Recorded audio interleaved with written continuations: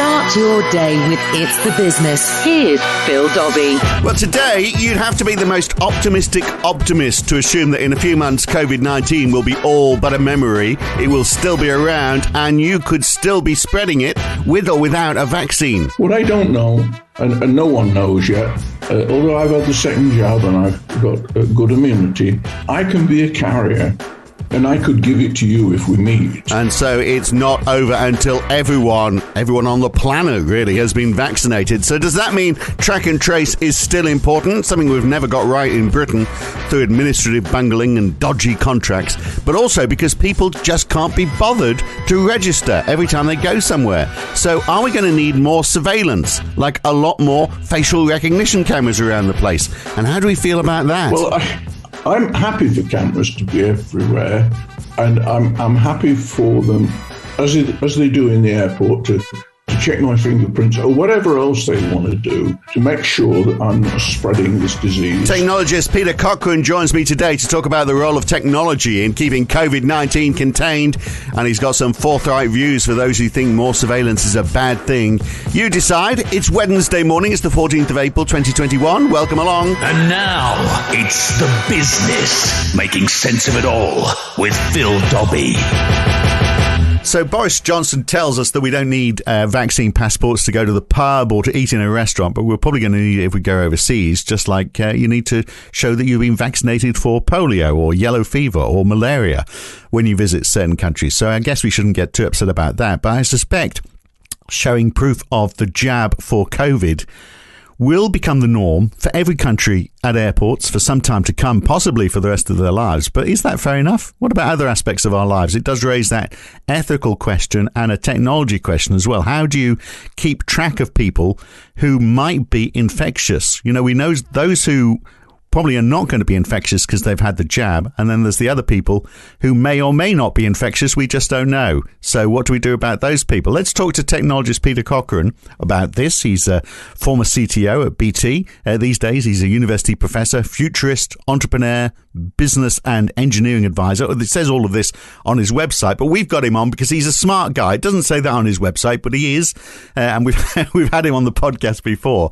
So the fear is, isn't it, Peter, that we are going to go down the road of facial recognition? I think that's everyone's looking at this and thinking, oh my goodness, imagine if we get to the stage where this is used as an excuse that, you know, you enter a restaurant and you get recognized by some central database that ticks you off as either having had the jab or not. We don't want to go down that road, do we? I think we want to go down a road that keeps us and our families safe, and we protect other people as well. So the whole problem with ID and certification is to gain a lot, you have to give a little. Now, the reality is every time we go somewhere and we use our credit card, we leave this slime trail, just like an organic snail, if you like, of our presence. Every shop we go into, we're on camera. Every time we're in the street, there's a good chance we're going to get picked up on a camera in a town or a city. And you go to the parking lot, your car is effectively tracked with the GPS. So there's a lot of hidden stuff that's there that's less immediate. And curiously, people will tell you anything for a bar of chocolate on social media. They just spill the beans on absolutely every aspect of their life. But when somebody suggests that they should actually have some kind of passport, a lot of people seem to be getting unduly upset about it. Now, in their defense, I would say that the government have got off on the wrong foot right from day one. One of the most shocking things to me was track and trace. And all of a sudden, to my amazement, they started employing people. This is called an app on your mobile phone. You can't track and trace with people. It won't work. And we know it won't work. But this is when you get technophobes or not tech-educated people making decisions that are inherently need a tech solution. And why did that go so wrong? And why would we need? I mean, this was engineered, it seems, separately in every country around the world. Wouldn't the requirement all over the world be exactly the same? You just needed an app that would say you have been close to somebody who's had it. You need to get checked out, and that doesn't seem that complicated, does it? No, it's dead simple. And in actual fact, I do believe there was an offer from Apple and from Google with such software, which was turned away. And so this morning I had another incident, if you will, of the same kind of thinking. I went for my second jab this morning, so I'm now mortal apparently. And no stopping you now. No stopping me now. And they gave me a piece of paper. I mean, they gave me a piece of paper on the first one, and I promptly lost it. I don't know where the heck it is, but fortunately, I took a photograph. So I took the piece of paper, made a photograph, and gave it them back. What do I need a piece of paper for? This is crazy stuff. They've got a computer, they've got all the information on there, then they've got a printout, and a guy's going down with a pencil ticking it, and then he writes out a little piece of ticket and says, I've had this jab on this day from this manufacturer, and here's the batch number. Now, that's on the computer. Why couldn't I just get that straight on my mobile phone? And there's the NHS app, isn't there? I mean, it could sit on the NHS app that many of us download. It would go on the NHS app, but we've got people who do not seem to understand the scale of the problem. The paper solutions are non-scalable. They can't possibly work. It is going to go badly wrong. So we've spent hundreds of millions on track and trace, and it doesn't work. So, hopefully we need less track and trace, or we need track and trace now in a different guise, because we need to know who's been given the jab. It's the same principle. I think I'm safe. What I don't know, and no one knows yet, although I've had the second jab and I've got good immunity, I can be a carrier, and I could give it to you if we meet. And the thing is that if you get it, we need to know who you've been with so that we can track down the carrier and identify them. And if I've spread it to 3 or 4 people, you get to the conclusion that I am the carrier in 3 or 4 very rapid steps, not a week's worth of detective work by human beings. But I think most people would be happy with that, wouldn't they? Just as they were happy with track and trace. I mean, there were some objections, weren't there, from people who are worried about losing their livelihood, which is a separate issue. That, you know, if you use track and trace and you're shown that you've actually you're at risk, and therefore you need to self-isolate and you can't do your work and there's no income coming in, so you don't want to find out because you don't want to know because you still want to go to work. And that's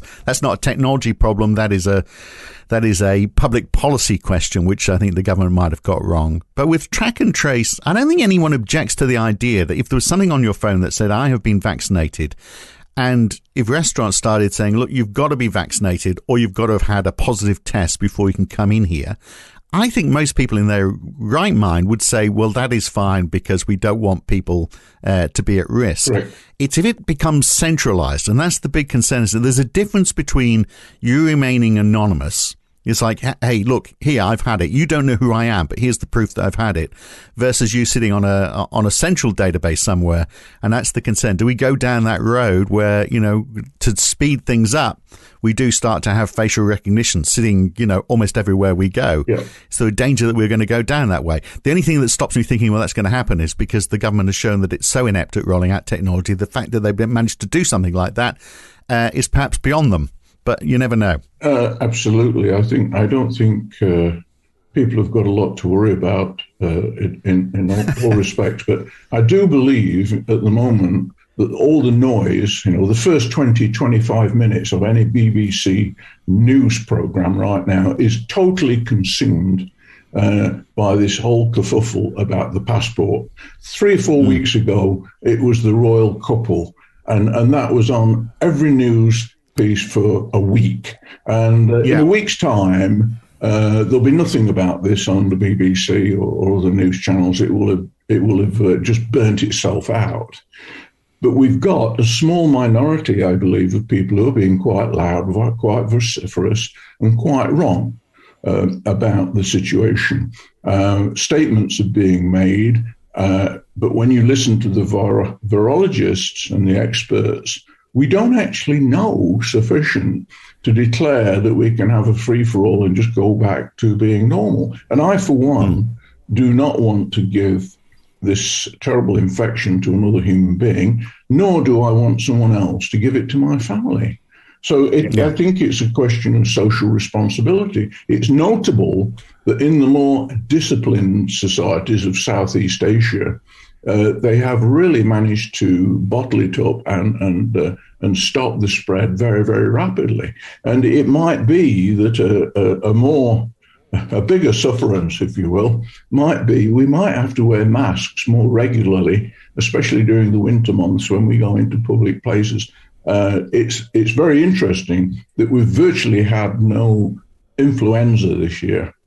Absolutely, because we've stopped everything spreading because of the lack of contact. So you're saying then, irrespective, even if we had the idea of the passport, even if that did become very common, it still is not a foolproof method. So in Israel, for example, they are using it as a way to reopen theatres and nightclubs to basically return to life as normal. We got Michael Gove writing in the Telegraph about a week ago saying he thinks it's going to become accepted in more and more countries as a way of getting back to normal. You're basically saying, well, no, we're not going to get back to normal. It's dangerous to think that way. So maybe the idea it's a falsehood. The idea of these passports, perhaps. I think it's got to be measured. What I object to is the sort of gung-ho, take the brakes off, let's all get back to normal straight away. We're just going to see a spike. And my biggest fear is that come next winter, we have a repeat of this one. The last thing we need is another lockdown. If we can keep the number of people getting infected reasonably low and the number of deaths reasonably low, then we can be back to normal. But we do have to behave ourselves. I don't think for one moment that the new normal will equal the old normal. It will be different. You're not concerned about the idea, because, I mean, if it does go back to, how we were at the worst of the lockdowns, we may in desperation start to say, well, actually, we do need to track more. And that means we need to be more vigilant. And that means we need to look at individuals, because we can't trust people to volunteer to track and trace personally. We're going to need to do stuff like going down the roads of facial recognition or what other technologies, the sort of stuff that we read about happening in China. Well, I travel worldwide. I've worked in China an awful lot, and I go to the US an awful lot, and every airport is different, and so my fingerprints are recorded everywhere. My face, my photograph is recorded everywhere. I don't mind. My objective would be to go to an airport, not have to speak to another human being at all, just get me to the coffee lounge and then get me on the plane and leave me alone. But in fact, what happens, I have to wait in line. Are you sure it's the coffee you're going for, Peter, at the airport lounge? Yeah, I need sufficient coffee. But aren't you worried about people putting that information together, those various fingerprints, your whereabouts? I mean, and I take your point earlier that we just accept it for convenience, don't we? So, I mean, the one device that knows everything is our mobile phone. It's scary to go and look on Google and it tells you what you've done for the last month. Well, it's scary lately because we've done nothing. I always like the people who say, can you prove to me that it's 100% safe? Well, no, nothing is 100% safe. Nothing is 100% foolproof, and there will be failures. The thing is to engineer all of this to make sure that we can live with the failures and get over them. The reality is I've put my own photograph up on all of the social media.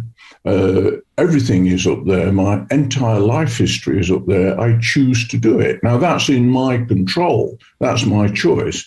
Now, I did have one incident that was very interesting when I married my wife.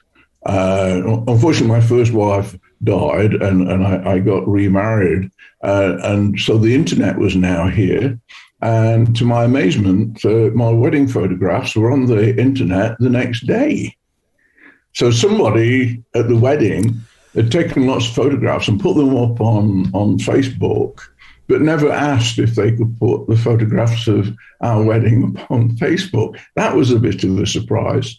I didn't get unduly upset about it, but it was one of those changes where it would have been a private thing and it no longer is. So the whole thing about privacy, to me, seems to have just broken down. It's a little bit like the concept of copyright or anything else. It's just broken down. It's all of this, by the way, is one of the reasons why the Data Protection Act failed and while GDPR has also failed, because it can't be policed, it can't be controlled, and people will do it. And the cost of trying to contain it is far greater than the advantage you get from giving this information away and sharing. In fact, you've just caught me putting together a presentation on the origins of the scientific method. And if you go back to the days of alchemy in the ancient world, they discovered tremendous things, but had no means of communicating it. As soon as we got the printing press, science was born. Science took off because people could share things, share their thinking, share their results and their experiments, and we got this community building up. And so the plus side, and people very often forget this, the plus side of all the social networking and sharing of our information is a greater benefit through a greater understanding and a bigger community and all those kinds of things.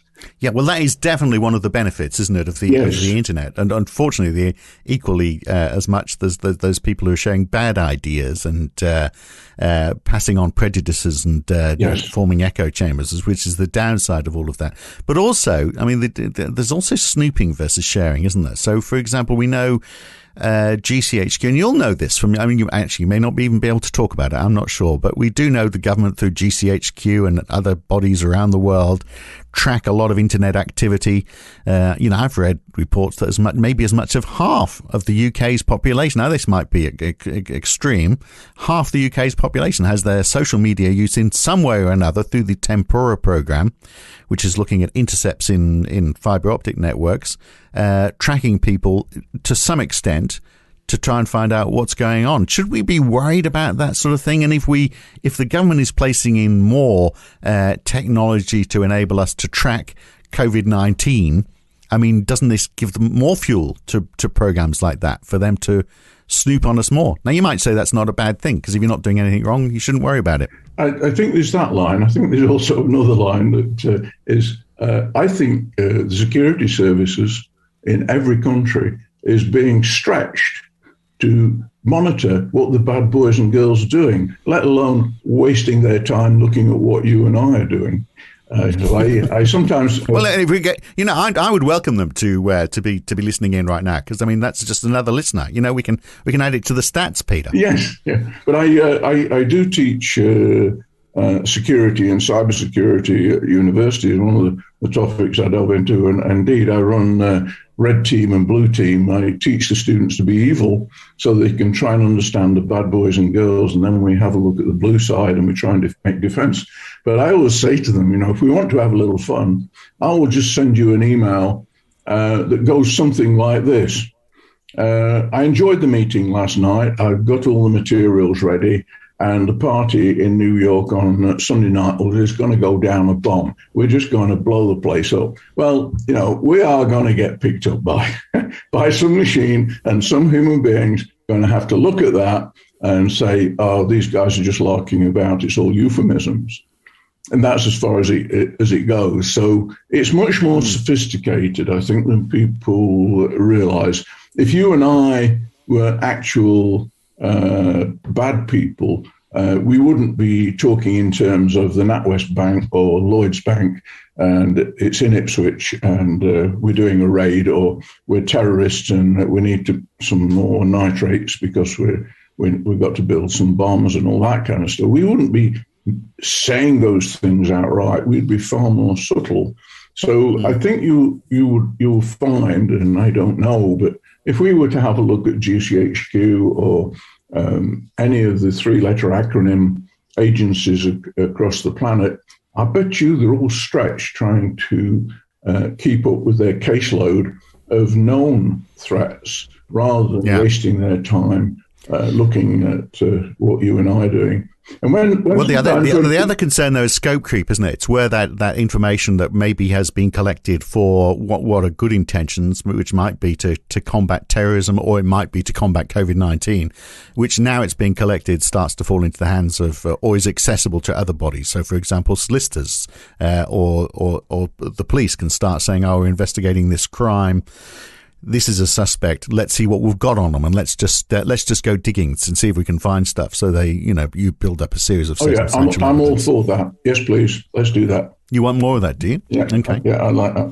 I always say to people who are really paranoid about this stuff, they think I've had one or two people say to me, "I'm sure the police are listening to me all the time," and I say, "Well, what makes you so sure that you've got anything of interest to anybody to listen to?"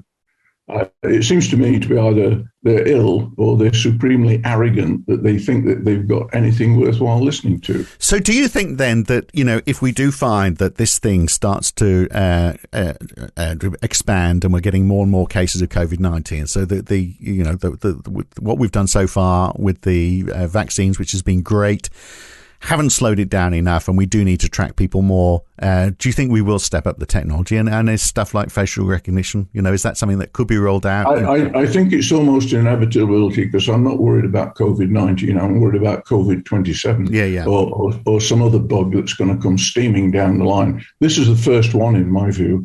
I don't think that this problem is going to go away. If we continue to put pressure on nature and crowd animal stock into smaller and smaller groups, we'll probably see outbreaks of other things like this. And I think, like all technology, I sometimes get a little bit of grief in public audiences about engineers and scientists and technologists, and we've made the world a much, much better place, and we need to go back to some basket weaving time. And when they finish their rant, I say to them, right, the next time you're very ill and you go to hospital and they offer you an MRI scan, you've got to refuse it. You don't like technology. Please don't have an MRI scan. Plus, have you tried basket weaving? I've done it. It is tedious, believe me. But it's I guess the idea of surveillance, though, is that we almost have to do it, because track and trace has shown that not everybody is going to volunteer to do it for those reasons that I gave earlier, that they might be worried about their livelihood, for example, or they have these privacy concerns. So you almost have to do this sort of thing through surveillance without people opting into it. Which, again, people will go, well, that's Big Brother. But perhaps we do have to go down that road. And it certainly sounds like you're not concerned about that. I'm not concerned. In some countries, if you go to a store and you're not signed up to the system, you can't go in. That's it. So, you can load the app here, but if you've not got the app and you're not logged in, you don't go in. Now, in this area where I live, I've only found, and this was before lockdown, I've only found one restaurant that, one, directed you to the toilet to wash your hands or have sanitizer as you go in. Two,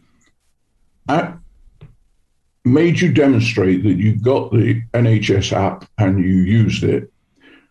Two, they took a temperature test, and then they put you in a booth, and then they brought the food on a platter and put it on a table at the side of where you were sitting, so you could take the plates on and off, and they didn't touch anything. So mostly people are not doing this really to the extent that, and some of the people where I live won't go to that restaurant because they think it's outrageous. I don't. I think it's quite safe. It makes me feel happy. And my view is, if they're taking this care out front, the chances are they're taking quite a bit of care in the kitchen too. So if the government was to say, right, we want a facial recognition camera in every restaurant, in every store, up and down this land, so that we can see who is where and we can track people before the virus starts to mutate or we get another outbreak, you'd be happy with that. There's nowhere in the world, though, is there, the government will pull that off? I don't think they will. The Chinese government are trying to do that. They've got cameras everywhere, and if you go on the metro, you're tracked and recognised, and people are intercepted. Someone who's committed a crime, they've taken it to an extreme that your behaviour is actually monitored. So you get points for being good, and you get points taken off for being bad. And you can suddenly find that you can't get on a train, for example, because you've wasted your points because you've been a bit drunk and disorderly or something. So I don't think that our society would do that. I don't think our government would do that. I think they get voted out. The power ultimately is in our hands as the voters. And those kinds of things are not acceptable in this society. So how do we make track and trace more effective then? What do we do if it's not placing cameras everywhere? What do we do to make it work next time? Well, I'm happy for cameras to be everywhere, and I'm happy for them as they do in the airport to check my fingerprints or whatever else they want to do to make sure that I'm not spreading this disease and I have had the requisite jabs and all the rest of it. That's okay. I don't mind that, provided that they don't go berserk with the use of the data. And I know people are slightly paranoid that they will, but shall we say that they've got serious data management problems with the amount, the volume of the data, and in actual fact, they'll have to let it fade away with time. So how long do you think they're going to have to keep the data on you and I on track and trace, for example, a month, 2 months, 3 months? I don't think it's going to be more than a few weeks or months, and then it can be deleted, in as much that if I meet you and you don't show any signs of the disease after 2 weeks, a month of meeting with me, I think we could safely say that I've not given it to you. Mm. I wonder whether if this goes on for a long time, and I share your pessimism on that I think, with this, our life has changed, perhaps, at least for the next year, possibly the next couple of years, and we will see rise spikes in that time as well. That we will have to check in. If we don't want businesses to close down, there will have to be some sort of check-in process. It's going to be electronic. And if it's a fingerprint or it's signing into an app, we will get to the stage where we go, oh, sod, it's just a lot easier to have a camera, isn't it? Then we don't have to do all of this stuff. By default, we'll almost go down that road. Yeah. I mean, the thing the listeners have got to reflect on is how many of them wear ID badges when they're going to work and they have to swipe to get in, or they use a handprint to get in, and they're on camera as soon as they enter the site, and they're tracked around the site where they work, and there are cameras in the offices, the whole works. So I don't see that being any worse than saying, well, look, for the good of the population, to keep everyone as safe as possible, so that we're not inadvertently killing lots of people, which now may well include youngsters. It just doesn't make any sense. It's a little bit like these people who say, I'm not going to have a vaccine. I don't believe in vaccines, because this is just flow. It's nothing serious. There's no rampant disease. It's all a conspiracy. To me, it gets on that kind of crazy level. You have to apply some cold, rational logic to this and then say, in all likelihood, what is actually going to happen here? If we found ourselves in a state that was increasingly using our data wrongly, there would be rather a lot of protests, I think, and ultimately there would be rather a lot of changes in the voting patterns of the populace. I don't think our government would be that stupid. You've just given us half an hour of cold, rational logic. It's good to talk, Peter. We'll catch you again very soon. Thanks for coming on. It's a pleasure. Thank you. And that is it for today. Tomorrow morning, more technology. I'm going to be talking about how companies are changing their IT infrastructure to cope with home working. It's not going to go away, is it? There's going to be some sort of hybrid model out the other side where people are working part of the time at home and part of the time in the office. We'll look at the evolution from cloud computing to edge computing. I'll explore all of that with James Bourne from Tech Forge tomorrow, and then more personal financial advice from Jasmine Bettles around the week off too on Friday. That's it for now, though. See you tomorrow morning. Have a great Wednesday. It's the Business with Phil Dobbie. Listen online at itsthedotbusiness or wherever good podcasts